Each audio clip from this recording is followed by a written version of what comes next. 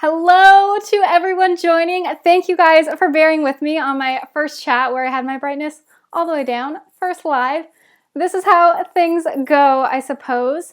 So I'm going to get started in a few minutes. If you are catching this replay over on YouTube, I will link to where you can jump in past all this technical difficulties. Oh, hello, I see you guys coming in now. Hi, Steph. Hi, Amy. I'm so excited you guys are here. Pop your name in the chat. Let's have some hellos, some introductions, and where you're from, and let's get to know each other a little bit since we're talking all about connection. So today we are doing a dual broadcast over on YouTube and on Instagram stories. So we got some friends hanging out on both, some chats happening on both.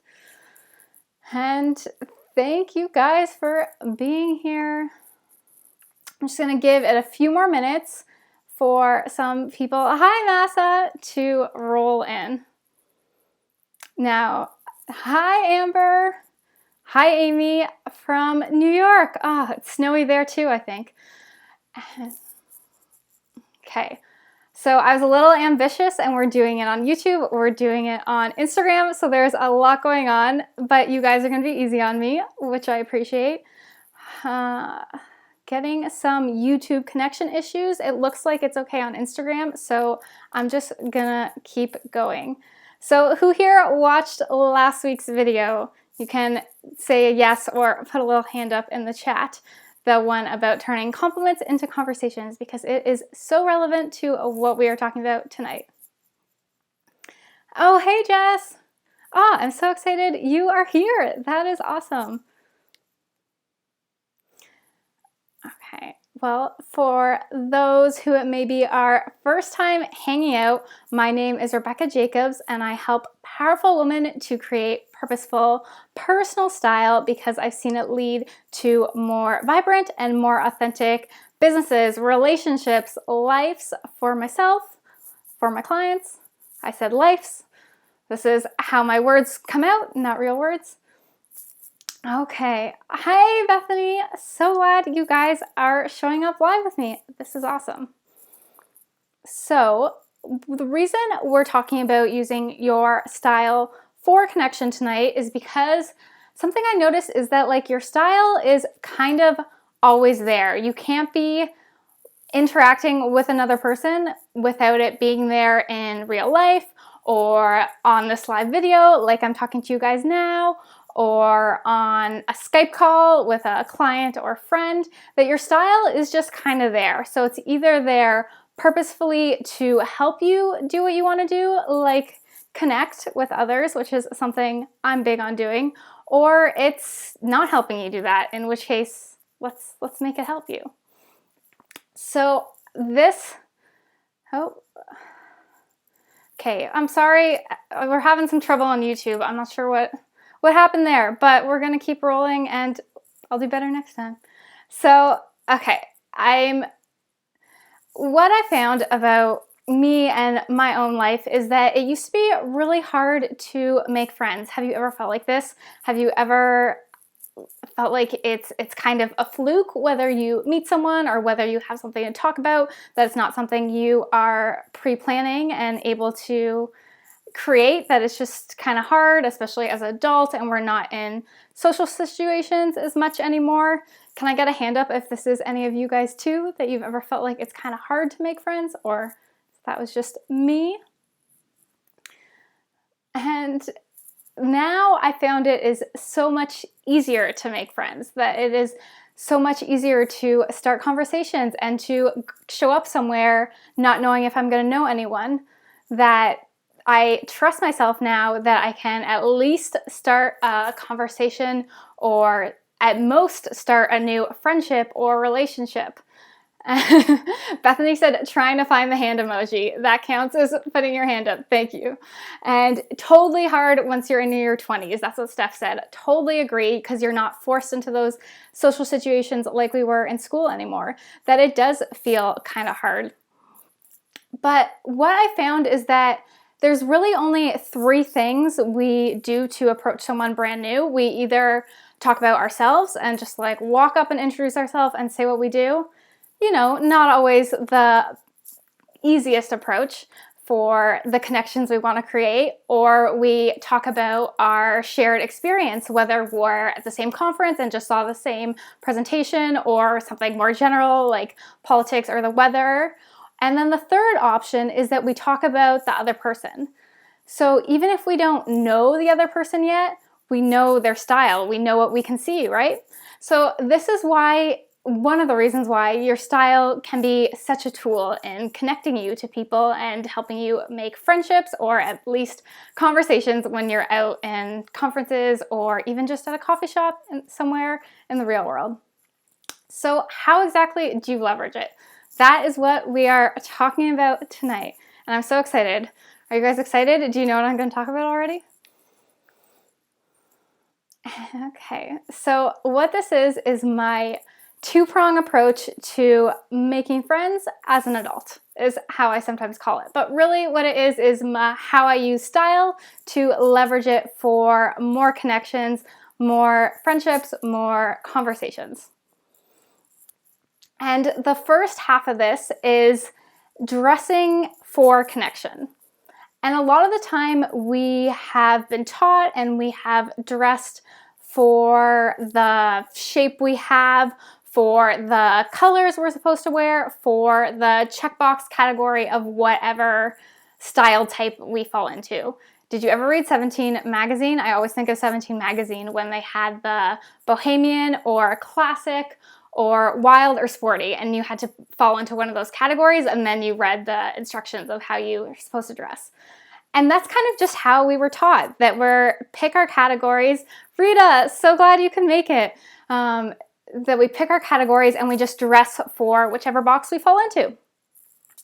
But what if we, instead of dressing for what we felt like we were already predestined for, what we are supposed to pick from a list, we dressed for what we value. We dressed for what we want more of in our life. We dressed for connection, maybe, if that's something you value and want more of in your life, that we can use our style to bring more of this in.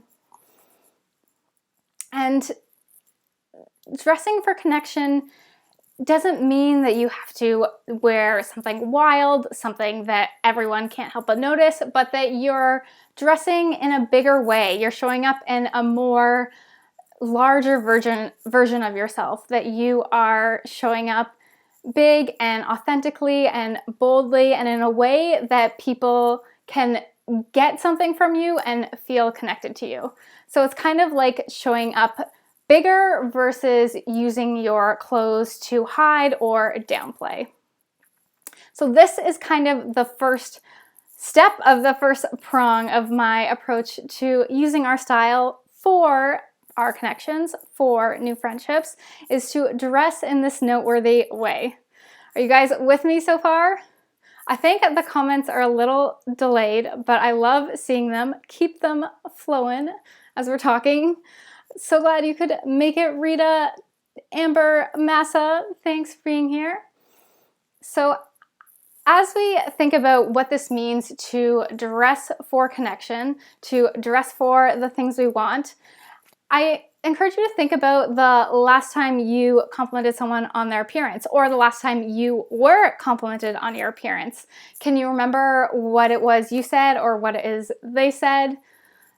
Well, chances are that it was something like a bold color, or maybe it was a fun print or a fun pattern, or maybe it was an interesting silhouette, like one of those big full skirts. I know when I wear those, I always get compliments from people.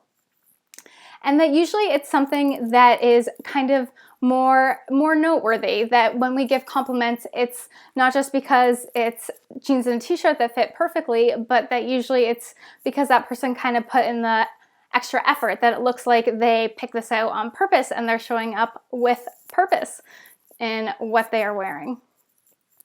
Have you guys experienced this? Any memories of when you got complimented on, or who you complimented, what you picked out about them? Awesome. Massa says, love this concept. So glad you do. So this is kind of where your action step is going to come in, is that I want you to think about how you can start dressing for connection and to add these noteworthy pieces into the way you get dressed. So starting tomorrow, whether you're going to the grocery store or working from home even, or maybe you are going out, it's Thursday tomorrow, might be something exciting happening, that you think of how you can start to make this a habit to dress in a noteworthy way. And there's kind of two approaches we can take to this, that we can either pick one of those big remarkable pieces we have, like the bold color or bold silhouette or a bold print, and that we can build out an outfit around it. That is totally possible to wear anything in our closet if we pick that as a starting point. Like if you wanted to wear your big black tulle skirt tomorrow as your remarkable piece, you could find a way, if that's what you're starting from, to work it into a winter casual outfit. I actually did this a couple weeks back at a women's gathering. I wore this black to the floor tulle skirt I had and just paired it with a simple gray sweater. Got some compliments on it actually. And Rita said, usually when a piece is unusual, it gets more attention. Exactly. And this is attention in the more authentic way that people just can't help but notice and are attracted and feel like it's worth that you put in that extra effort, so that's worth them making the effort to talk to you about it.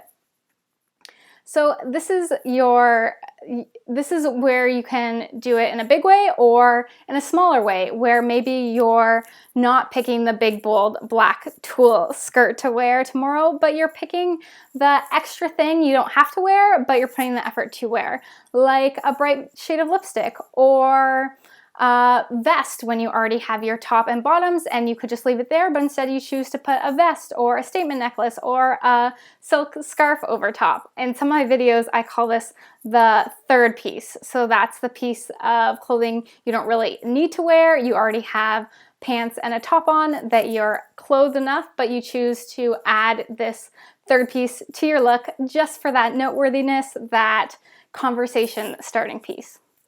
So these two things are things I want you to start thinking about when you get dressed, to make them that habit of what can I put on that will be that extra piece, that third piece, or that noteworthy piece that can help to start these conversations and help to work for my values of connecting with people, getting to know people, versus just putting on whatever. And then, of course, the second part of this is what I shared in our video last week, and that is knowing what to do when someone does compliment you, of knowing how to take that and turn it into more of a conversation, how to receive compliments and actually do something with them. So it was called Compliments to Conversations, and if you haven't watched it yet, you should go watch it after this, because we do a really deep dive into that, and I give you 5 strategies for turning a compliment into a conversation. And I won't recap them here for anyone who's already watched it. But hey, Raina, that I'm easily distracted with this chat. It's lots of fun seeing you guys come in. Is that we have to dress in this noteworthy way for connection, but then we have to do something when that spark starts to really take advantage of the connection, of the potential conversation, friendship, opportunity, whatever. And the reason I did that video is because of a pet peeve of mine that I realized so many people were just saying thanks or just saying thank you when I complimented them or someone else complimented them, and alarm went off there. When people complimented them, they were just saying thanks or thank you and leaving it at that, which kind of leaves you like, how much can you say to that when they give you a 2-word answer when you kind of went out of your way to compliment them? So that's why I'm so passionate about dressing for the values we want, but then following them up with actions and the way we live. Hey, Emily, so glad you joined in. So that's kind of the prong one of this strategy of how I often make friends and make connections, and how I helped to not feel so anxious and unsure in social situations where I didn't know anyone, that there is this opportunity that I know if someone compliments me or comes up to me, that I'm going to turn it into a conversation. And of course, the step before that was that I wear something that feels noteworthy to me, that feels like something I would want to go up to someone and compliment them on. And then the second prong of this is, can you guess what I'm going to make you do? You also need to be the complimenter. Be the one who goes up to people and compliments them on something, who says whatever you're attracted to, the vibe, the lipstick color, the shoes, something that just looks like they put in intentional effort and looks great, that you can give them that genuine compliment and start the conversation that way, that you don't just have to be the receiver, the passive one in this, but you can actually go out and seek this.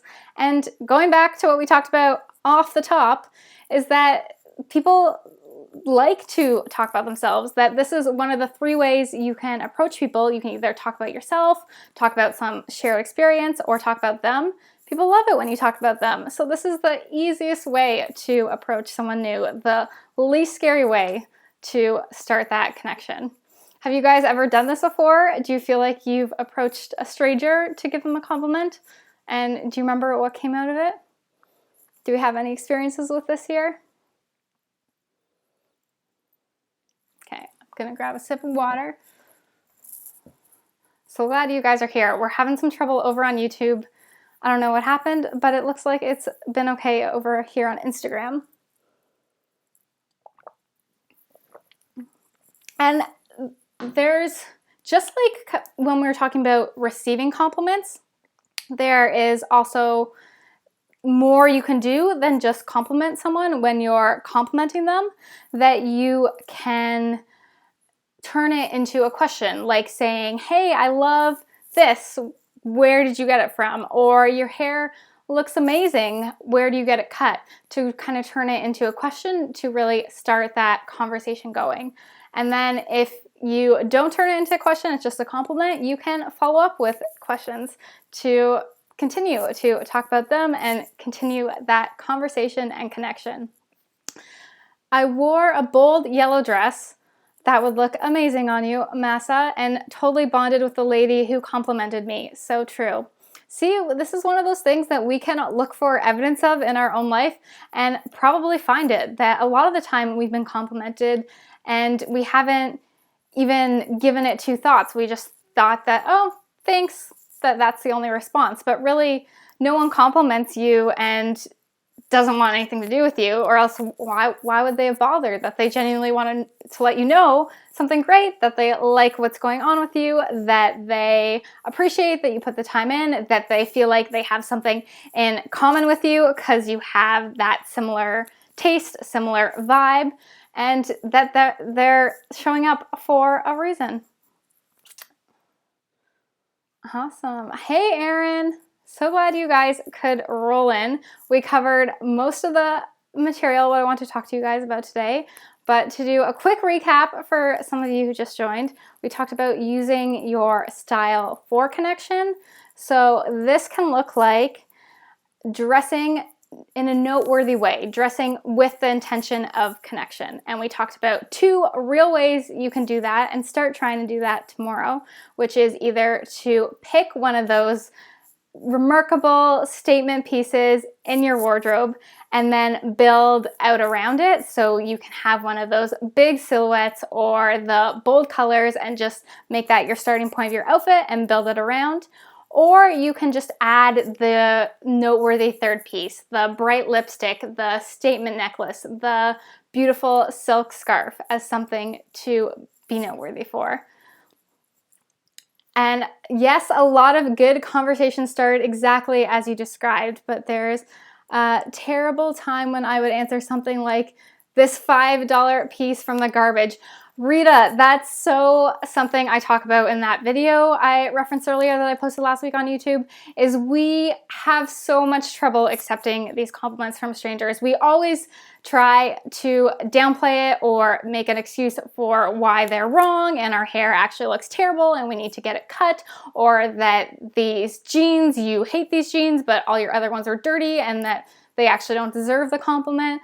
but that this is really an opportunity for us to reframe and not tell this innocent stranger that they're wrong, but instead say thank you and allow the compliment to be received, that you actually do deserve it, even if you're wearing your $5 piece from the garbage, to just take it. But I totally relate to you. I've done that too. I used to write down in a journal when I'd get a compliment. Not only does it, right now, I love that, feel great in the moment, but nice to look back on. I should start doing that again. Yeah, that's an awesome practice. I've never thought of that practice, but that's something I'm going to share with some clients. Awesome. And for anyone who watched last week's video, did you have any questions or comments from it, or from what I just taught? We can do a little Q&A now that we covered a lot of the stuff. Thank you for everyone bearing with the technical glitches over on YouTube. Glad we've been good over here on Instagram. Bethany always gets compliments on a good statement necklace. That's a great piece. I love to recommend statement necklaces, especially for the world we live in today, where so much of what we do is online, like what I'm doing right now, or posting a selfie or something, that the statement necklace is always something that's there. Even when we're like at a cash register, they can't necessarily see our shoes, but they always see our statement necklace when they see our face. So that is a great point, that doing something around the neck area up is a perfect place to make that statement, make that noteworthy piece.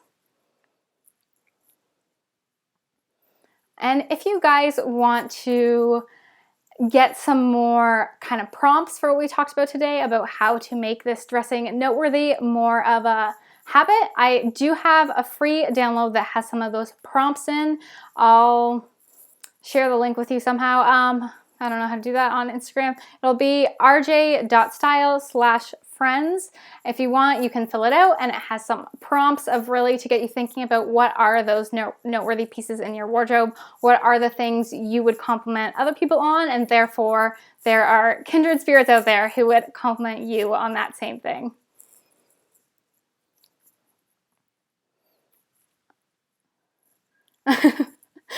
Hi, Grace. Does Grace wear statement necklaces too? Awesome. I'm so glad you guys joined me for this first live to talk about something that I am very passionate about, that using our style for the connections we want, for the life we want, for the values we want to live out and be seen as, instead of just having it be something more passive that we do out of habit and do mindlessly, but instead to make it more purposeful in our life, in our business, in our relationships. Yes, she borrowed her mommy's. That's great. Okay. And did you guys have any questions, or else I'm ready to make my bedtime tonight and end this soon. I'm an early to bed, early up kind of girl. Hi, Kendall. Okay, so I'm gonna leave you guys with your action steps once again, and that is to think of how you can incorporate more noteworthy pieces into your habit of getting dressed, by either finding a very noteworthy piece in your closet and building your outfit around it, or by adding on that third remarkable piece, like a bright lipstick, like a scarf, like a statement necklace, as Bethany and her kiddo like to wear, is a great idea. Okay, I do have a question I'll stick around and answer. I often feel like, oh, it went so fast. Someone close is going through a bad time. I'm so sorry, Rita. I missed the first line of your question. It disappeared as soon as it came up. But you're talking about when people go through a bad time. Sorry about that. Thanks, Kendall. I'm glad it resonated with you guys. I'll definitely do this again, hopefully with a few less tech glitches over on YouTube, and now that I know how it works over here. Oh, no problem. Thank you for being here. I plan to do more and better.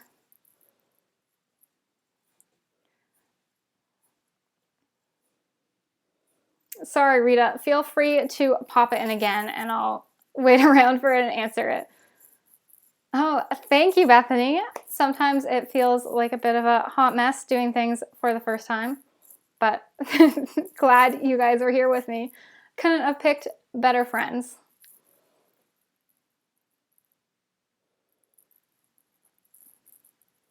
Thanks, Raina. I wish I could send hearts back, so I'll just do this. And you guys can tell me tomorrow what you end up wearing. You can post a picture and tag me, or you can comment on one of my photos and tell me what noteworthy piece you found in your own wardrobe. And most importantly, keep track. See how this pans out, that if you keep adding on these noteworthy pieces to your outfit over the next week, that you can keep track of if they've started any conversations, if they've made you notice noteworthy pieces on other women and other people and want to start conversations, and what this has really led to. How can you dress up a pair of white Converses? Oh, so many ways. Converses and dresses are a big trend that we saw, which is kind of a fun, eclectic way, if that's your style. Gonna read Rita's question real fast so I don't miss it again. Okay, and I'll get right to your question, Rita. And that your white Converse are also like a kind of pop of brightness in an outfit. So if you have a black outfit, to wear the bright white Converse with it would also be very notable, and kind of mix it up with that black and white, kind of elevates your look in its all. That might be another fun way. You could pair them with trousers. If you're a trouser person, would be another way to kind of dress them up. And then you could do the statement necklace or some lipstick on top. I hope those ideas off the top of my head helped, but you can just try them on. Try them on with stuff you would never try them on with, and see how you feel in it. See if it makes you feel like something you would compliment someone else on, if it makes you feel fun, and how you want to feel. And Rita asks about not compromising her own style when it feels strange to dress her best when someone close to her is not. So this does kind of relate, because you're talking about how it could interfere with your connections when you feel like you're dressing best and someone is not. And this is not an uncommon belief or fear we hold, that us dressing better will make others more self-conscious about their self, that will make others feel bad.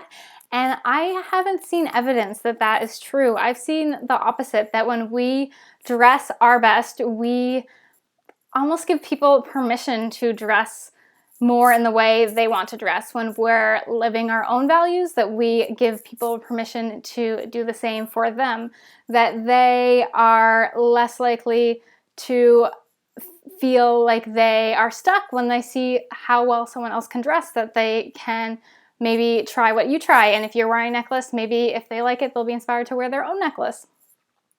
And I've felt that before, and it seems like something that is a real fear in a lot of us. And I would encourage you to dress your best and see if it gives people the permission to dress their best as well. And that's really what style is meant to do. Oh, thank you. I actually really love my shorter hair as well. It is winter here in Toronto, and man, long hair was not fun in the winter, and I had it so long that I forgot how much nicer it is to be shorter. I'm so glad that answer helped you, Rita. Okay, I am ready to sign off, and if you guys have any questions, I'll answer them real quick. But if not, I look forward to doing this again, maybe at a different time, which I will let you know about if you are on my email list. The link to join is usually in the link in my profile under some sort of free gift I give you when you join. I think I have the free style school in there now. So you can pop your email in there and you'll be notified in advance next time we do one of these. Okay, thank you guys so much for being here and bearing with me through what was some very technical difficulties over on YouTube. And I will answer this one last question, which is something I might keep doing. How can I wear ruffles without being overly feminine? Easy. Pair them. That's okay. Last minute questions are welcome. I think there's a bit of delay here on my end too. Is that you pair it with something that makes you not feel feminine. So maybe this is dressing them down with boyfriend jeans, or maybe Converse would be a good way to pair them, or maybe it's just a specific type of ruffle you go for, that instead of being like a pink giant ruffle, it's like more of a softer black ruffle or something that looks more elegant than perhaps girly or feminine. And then after saying all that, I would also like to say that if you don't like to dress too feminine, that's fine. You'll know if your outfit feels too feminine for you or not. But if you're worried about dressing too feminine for someone else's benefit, that I wouldn't worry about it. That it is fine. You're allowed to dress any range of feminine, masculine, whatever you want, and makes you feel your best. And that, just like with Rita's question, we're not making anyone else feel different by how we dress. We're just giving them permission to dress their own truth when we dress ours. Okay, thank you guys so much for joining me, Steph, Rita, and everyone else who is still here. It was truly fun and exciting, and I can't wait to do this again.